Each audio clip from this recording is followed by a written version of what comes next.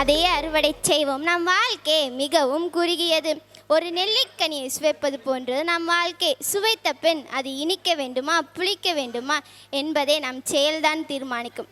இந்த பூமி நம் வாழ்நிலம். இதை பால்நிலமாக மாற்றாமல் காக்க வேண்டியது ஒவ்வொரு தனி மனிதனின் கடமை. இதை தன்னுடைய சொல்லில் சொல்ல வருகிறார் பீமாவர்ஷன். அவரை பற்றிய காணொளி இதோ.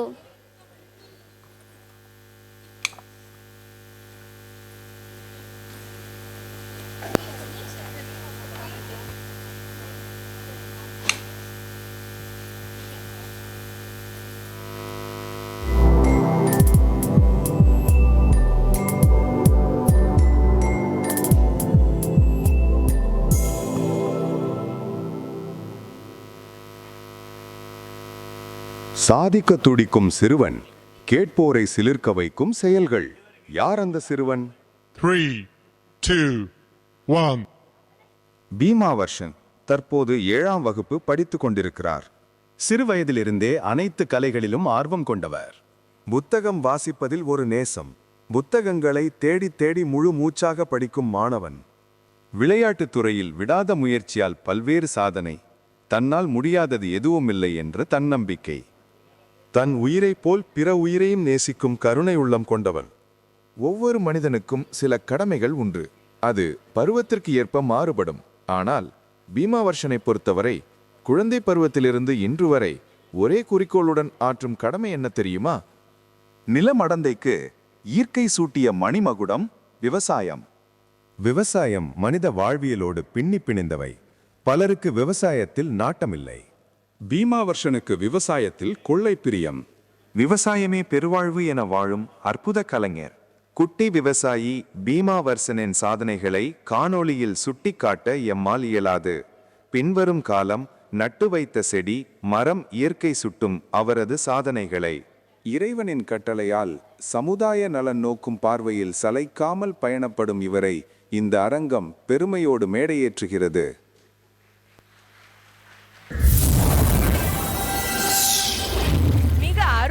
காணொளி தன் பொன்னான நேரத்தை பயனுள்ள வகையில் பயன்படுத்தும் பீமாவர்ஷன் அவர்களுக்கு நன்றி. பேச்சாளரை மேடைக்கு அழைக்கிறோம். பேச்சாளரை பெருமைப்படுத்தி நினைவு பரிசினை வழங்கிடுமாறு நம் பள்ளியின் துணைத் தலைவர் திரு சத்யம் ஐயா அவர்களை கேட்டுக்கொள்கிறோம்.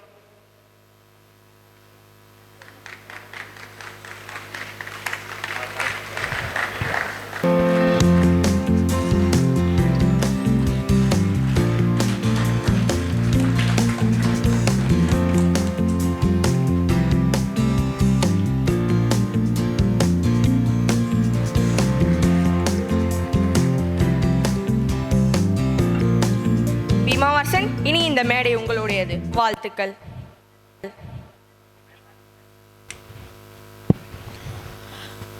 ஆளுமைகள் நிறைந்த சபைக்கும் அன்பையும் பண்பையும் ஒருங்கே கற்றுக் கொடுக்கும் என் ஆசான்களுக்கும் அனைத்து மாணவர்களுக்கும் என்னை ஈன்றெடுத்ததால் பெருமையோடு அமர்ந்திருக்கும் என் பெற்றோருக்கும் குளுமையுள்ள அனைவருக்கும் இனிய தமிழ் வணக்கம். திங்களை போற்றுதும் கொங்க அலர்த்தார் சென்னி குளிர் வெண்குடை போன்று இவ் அங்கன் உலகு அளித்தலான். ஞாயிறு போற்றுதும் காவிரி நாடன் திகிரி போல் பொற்கோட்டு மேறு வளம் தீர்தலான். மாமழை போற்றுதும் நாமநீர் வேலி உலகிற்கு அவனளிப்போல் மேல் நின்று தான் சொர்த்தலான். இளங்கோவடிகள் போற்றிய இயற்கையை நானும் போற்றி வணங்கி தொடங்குகிறேன். பீமாவர்ஷனாகிய நான் இன்று எடுத்துக்கொண்ட தலைப்பு பூமியை பாதுகாப்பதில் எனது பங்கு. பூமி அது பாட்டுக்கு சும்மா இருக்கு, நீ என்ன பூமியை பாதுகாக்க போற? அதுவும் இந்த வயசுல அப்படிதான் நினைக்கிறீங்க? உங்க மன கேள்விகளுக்கு விளக்கம் கூறவே உங்கள் முன் நான். உலக அனைத்துக்கும் ஒரு தாய்மடி எதுனா அது நம்ம பூமி தாங்க. நம்மளை சுற்றி எங்கே பார்த்தாலும் இயற்கையோட அழகு கொட்டி கிடக்குது. இயற்கை நமக்கு வழங்கிய கொடைகள் ஏராளம். அதை நம்ம பாதுகாத்தாதான் நமக்கு அடுத்த தலைமுறைகள் மகிழ்ச்சியாக வாழ முடியும். நம்ம செய்கிற ஒரு சின்ன செயல் தான் பெரிய மாற்றத்தை கொண்டு வரும். மனுஷனாக பிறந்ததே நாம் செஞ்ச புண்ணியம். மனுஷனாக பிறந்துட்டு பூமிக்கும் நன்மைகள் செஞ்சது மாறிடுறது, அதோட ஒரு புண்ணியம். எப்படி வாழலாம் என்பது விலங்குகளின் இயல்பு. இப்படித்தான் வாழ வேண்டும் என்பது மனித பண்பு. என்னோட அம்மாவும் இப்படித்தான் வாழணும்னு சில விதிமுறைகளோட வாழ்கிறாங்க. என்னையும் அப்படித்தான் வளர்க்குறாங்க. என்னோட அம்மா என்னெல்லாம் விளையாடுத்துறாங்க, நாங்கள் என்ன செஞ்சுக்கிட்டு இருக்கோம் அப்படிங்கிறத உங்களோட பகிர்ந்துக்கலாம்னு மேடை இருக்கேன். என்னோட சின்ன வயசில் நான் குழந்தையா இருக்கப்போ நானும் என்னோட அம்மாவும் சாலையில் நடந்து போகும்போது சாலை ஓரங்களில் குப்பை குவிஞ்சு குவிஞ்சு கிடந்துதான். அப்போது இருந்து அம்மா சொல்லிகிட்டே இருப்பாங்க, நமக்கு தேவையில்லாத அதிகப்படியான பொருட்களை வீட்டில் வாங்கி குவிக்காமல் இருந்தால் கழிவுகளை குறைக்கலாம்னு. கடைக்கு பொருள் வாங்க போவோம். நான் ரொம்பவே அடம்பிடிப்பேன், எனக்கு அந்த பொருள் வேணும் இந்த பொருள் வேணும்னு. ஒரு சட்டை தான் எடுக்க போவோம். கடையில் அழகழகாக 1000 சட்டை அடிக்க வச்சிருக்கிறத பார்த்தா 4 சட்டம் எடுக்கணும்னு தோணும். நீங்களும் அப்படித்தானே? ஆனால் என்னோட அம்மா கண்டிப்பாக சொல்லுவாங்க, தேவைக்கு தான் பொருள் வாங்கணும்னு. அப்போ புரியலை, இப்போ புரியுது. 4 காசு சேர்க்க எவ்வளோ பாடுபடுறோம். கஷ்டப்பட்டு சேர்த்த காசை பொருள் வாங்கி குப்பையாக மாத்திர அவ்வளோ இல்லை, இனியாவது மாறட்டும். நாம் மாற்றுவோம். நமது உடல் நலத்திற்கும் சுற்றுச்சூழலுக்கும் தீங்கு விளைவிக்கிற பொருட்களை பயன்படுத்தக்கூடாது. முக்கியமாக நெகிழியை தவிர்க்கணும்.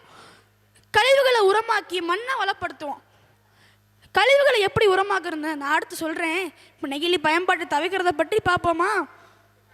வேளாண்மையில் நெகிழிகள் பயன்பாடுங்கிறது மண் போர்வை மற்றும் பசுமை குடில் போன்ற தொழில்நுட்பங்களில் இருக்குது.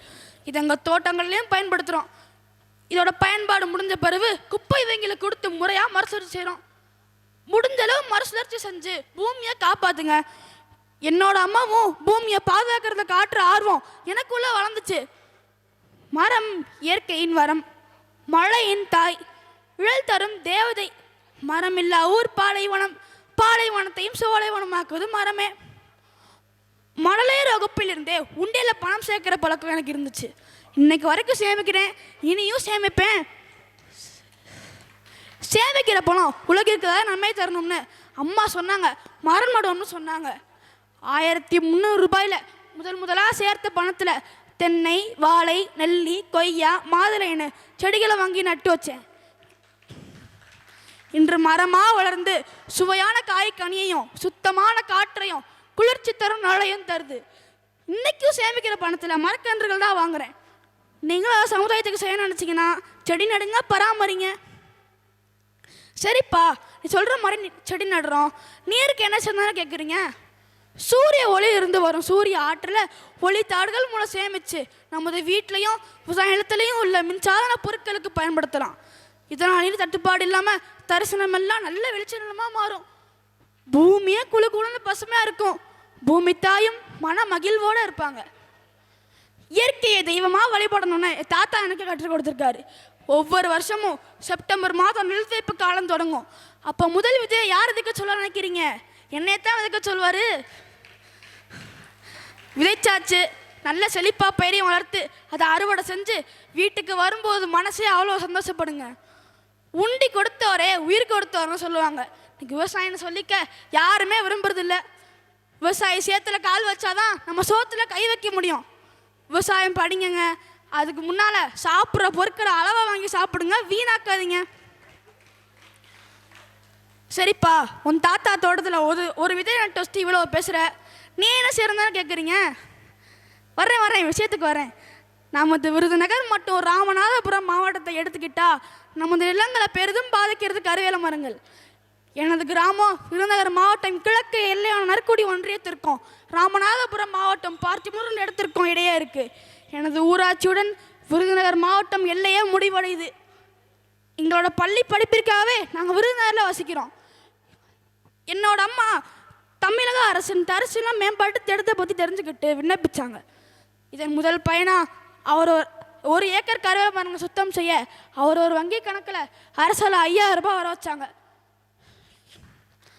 இதனால் கருவேல மரங்கள் அனைத்தையும் நீக்கி விளைநிலமாக மாற்றுறோம். நானும் கூடவே சேர்ந்து பயணம் செஞ்சேன். மேலும் இத்திட்டத்தின் மூலமாக 75% அரசின் மானியம் மூலமாக ஆழ்துளை கிணறு, மின் இயந்திரம், சொட்டு நீர் பாசனம் அமைச்சு முட்புதர்களாக இருந்த நிலத்தை பழ தோட்டங்களாக மாற்றுறோம். 2023 தொடங்கிய இப்பணி இன்னைக்கும் சிறப்பாக செஞ்சுக்கிட்டு இருக்கோம். கோடை காலத்தில் என் செடிகளுக்கு நீர் பற்றாக்குறை ஏற்படும். நான் என்ன செஞ்சு நீர் பற்றாக்குறை சரி செஞ்சேன்னு சொல்கிறேன். என்னோட மயிரும் நிறுத்துகிற இடம் முழுவதையும் மழை நீர் சேமிப்பு தொட்டியா 20,000 லிட்டர் கொள்ளளவு உருவாக்கணும். மழை நீர் சேமிப்பு தொட்டியில் அதிகப்படியாக நீர் சேமித்ததால் அடுத்த மழைக்காலம் வர வரைக்கும் பயனடைஞ்சேன். மழைநீரை வீணாக்காம உங்கள் வசதிக்கேற்ப சரியான முறையில் சேகரிச்சுக்கங்க. அரசின் பண்ணை குட்டை அமைக்கும் திட்டத்தில் விண்ணப்பித்து 100% மானியத்தில் பண்ணை குட்டைகள் அமைச்சு மழைநீரை சேகரித்து விவசாயத்துக்கு பயன்படுத்துகிறேன். செடிகளும் செழிப்பாக இருக்குது. நீர் மட்டும் போதுமா? அப்படிலாம் இல்லை, அதுக்கு தேவையான இயற்கை உரத்தையும் போடணும்ல. அப்போ தான் நிலத்தை பாதுகாக்க முடியும். ரசாயன உரங்கள் பயன்பாட்டை தவிர்த்து இயற்கை உரத்தை பயன்படுத்துகிறேன். காய்ந்த இலை சருகுகள், ஆட்டு கழிவுகள், காய்கறி கழிவு தண்ணி, காய்கறி கழிவையும் மண்ணில் கலந்து உரமாக பயன்படுத்துகிறேன். வேப்பமர கொட்டைகளை சேகரித்து மண்ணில் மக்க வச்சு செடிகளுக்கு உரமாக பயன்படுத்துகிறேன். செடிகளும் செழிப்பாக வளருது. நான் வளர்த்த செடி மரமே எனக்கு இவ்வளோ தரும்போது எனக்கு என்ன கவலை? ஆரோக்கியமான காய் கனி கீரையை சாப்பிட்றேன். விவசாயம் செய்கிறது கடவுளுக்கே தொண்டு செய்கிற மாதிரிங்க. தொழில்நுட்பத்தை நோக்கி நம்மளாம் பரபரப்பாக ஓடிக்கொண்டு இருக்கோம் பணம் சம்பாதிக்க. எவ்வளோ பணம் சம்பாதிச்சாலும் பணத்தை சாப்பிட முடியுமா? விவசாயத்தை எல்லோரும் மதிங்க. நம்மளால் முடிஞ்ச செடி கொடி மரங்களை வளர்ப்போம், பயனடைவோம். நான் விவசாயத்தை கடைபிடிக்கிறேன். என்னால் முடிஞ்ச செடி கொடி மரங்களை வளர்க்குறேன். குப்பையெல்லாம் நெகிழியெல்லாம் இல்லத்தை உருவாக்கி உணவுக்காக பிறரும் பயனடையணும்னு விவசாயமாக மாற்றிருக்கேன். என்னோட செயல்களை நான் சிறப்பாக செஞ்சுக்கிட்டு இருக்கேன். இன்னைக்கு நான் உங்ககிட்ட பகிர்ந்துக்கிட்ட விஷயங்கள், அளவுக்கு அதிகமாக பொருட்களை வாங்காதீங்க, நெகிழியை தவிருங்க, பசுமை ஆறுகளாக மாறுங்க, பூமிக்கு உயிர் கொடுங்க, சேமிக்க கற்றுக்கோங்க, சேமித்த பணத்தையும் பயனுள்ளதாக மாற்றுங்க. சமுதாயத்துக்கும் நாட்டுக்கும் நல்ல மனிதராக வாழணும். விவசாயம் நமது வாழ்க்கையில் முக்கிய திறன் ஆற்றுன்னு மற்றவர்களுக்கு எடுத்து சொல்லணும். எடுத்து சொல்கிறதுக்கு முன்னாடி எடுத்துக்காட்டாக வாழணும். சூரிய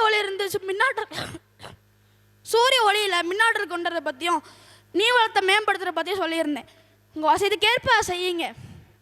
மரம் வளர்ப்பதில் ஈடுபாடு கொண்டு வாங்க. விவசாயத்துக்குள்ளே வாழணும்னு தோணும். இயற்கை உரத்தை பயன்படுத்துங்க. விவசாயத்துக்கு புத்துயிர் ஊட்டுங்க. எனக்கு 2 ஆசைகள் இருக்குது. விளையாட்டுத் துறையிலும் விவசாயத்துறையிலும் சாதிக்கணும்னு. என்னோட பயணம் இதை நோக்கி தான் போகும். உங்கள் ஆசையோட என்னோட பயணம் நல்லபடியாக போகும்னு நினைக்கிறேன். உங்கள் முயற்சிக்கும் கடவுள் துணை இருப்பார். என்னோட செயல்களை நான் சிறப்பாக செஞ்சுக்கிட்டு இருக்கேன். உங்களிடமிருந்து விடைபெறுது விவசாயி பீமாவர்சன். எனக்கு வாய்ப்பு கொடுத்தமைக்கு கோடான கோடி நன்றி. சுழன்றும் ஏற்பின்னது உலகம் என்பது வள்ளுவன் வாக்கு. இதன் உட்பொருள் இயற்கையை, அதன் பரிமாணத்தை, சுழற்சியை அதன் போக்கில் இயங்க அனுமதிக்க வேண்டும் என்பதை அழகாக உணர்த்திய பீமாவர்சன் அவர்களுக்கு எமது நன்றி. பீமனை போலவே பீமாவர்சனின் கரங்களும் நீளட்டும்.